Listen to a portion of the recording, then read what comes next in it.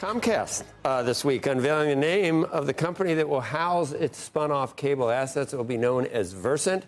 CNBC is included in those assets. We have some new details about what Versant's sports strategy could look like. Join us now, CNBC and media reporter Alex Sherman. Great name, unbelievable management, fantastic prospects for the company.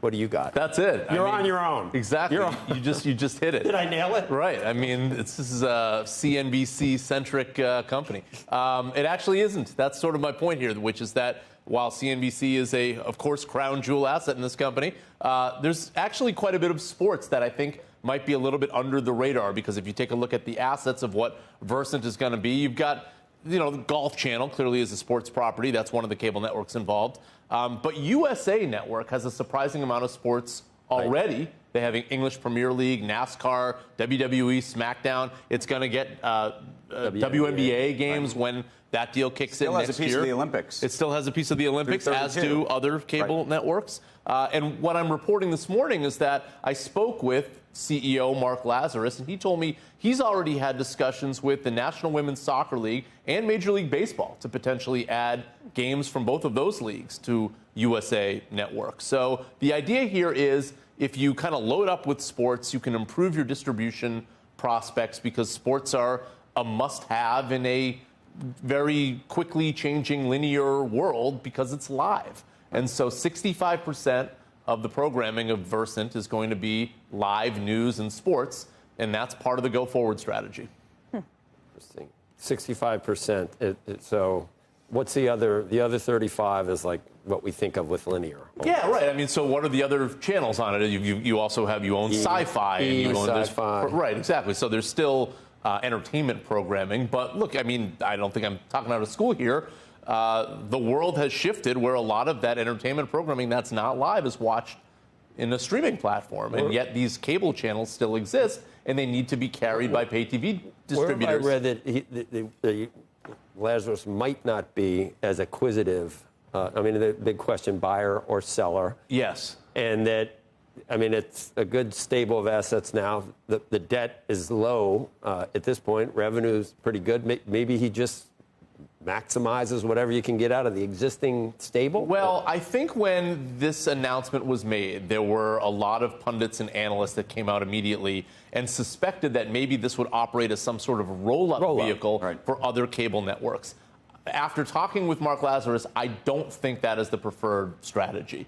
I don't think he wants to add a lot of debt in other cable networks, which are low-growth assets, if maybe negative growth, depending. I mean, all you need to do is look at Warner Brothers Discovery just came out with earnings a few minutes ago. You just talked about it. Take a look. If you go and look at their earnings report and you look at the first two bullet points, it basically summed up what it says is that we are losing more with linear TV than we are gaining with streaming. And that is not great for a business. The whole idea here is that, well, we'll come out of this stronger on the other end. And, like, maybe we will, but in the moment right now, Warner Brothers Discovery is losing more revenue in linear TV than it is gaining in streaming subscribers. So in terms of the acquisition strategy, then, to the extent there is one, it seems like it'll be much more digital. Yes. Much more building upon the brands that already exist in sort of this house of brands. Yes. What do you think that looks like? I think it will go brand by brand. There will be a different strategy for each of the brands within. So take CNBC.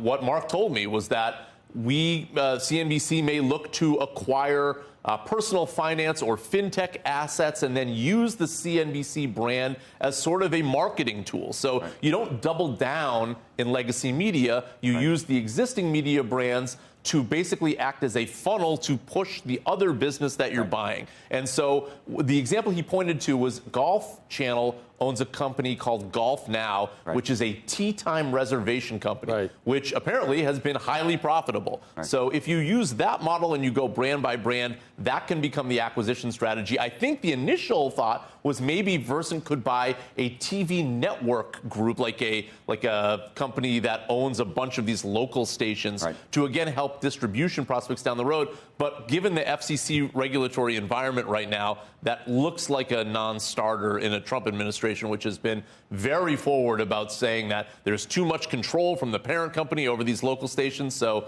I think Mark Lazarus may be pivoting off that strategy. There's the first, what's it called, a Chiron, Versant. So that's a company, and they're going big. That's the first time I think we've seen that, where the name has been used in a news context. Get used to it. Yeah, right. it looks okay. Looks good. Looks good. Looks good. Alex, thank you. Thank you. Well, Nice. hold on. By the way, just on Warner Brothers. Yeah. What do you think? I mean, what do you think? Thank God he got rid of a lot of debt. I mean, I think Warner Brothers Discovery is a company that needs to make a deal. David Zaslav has been what do you very think that forward. deal looks like? If I it's don't not a know. Versant, for example. I don't know, and I think David Zaslav doesn't know, and it may actually turn out that that company splits in two. I mean, they have already internally sort of split the company. That way, right. So it is possible that we sort of have a half measure before we see the next deal, because it's possible that that company simply has too much debt right now and nobody wants to take on the whole thing. Well, it's also tough to do a deal in this environment. And it's also almost you're a impossible to media do a company. major media company deal in this environment. That's right. Market cap is now $21 billion. Yeah, it's amazing, right? I mean, when that deal was done, it was like double. Yeah. Like I said, thank God he moved fast with debt and everything. I mean, there are. Yeah, he's cut the debt massively. That's what I mean. He's trying. He's sort of doing his best, I would say. I mean, as a CEO, he's definitely trying. It's a viable entity. At yes, least. there's a reason that activist shareholders have actually not flooded into that company because, like, what else can you do at this point? But they're stuck for the moment.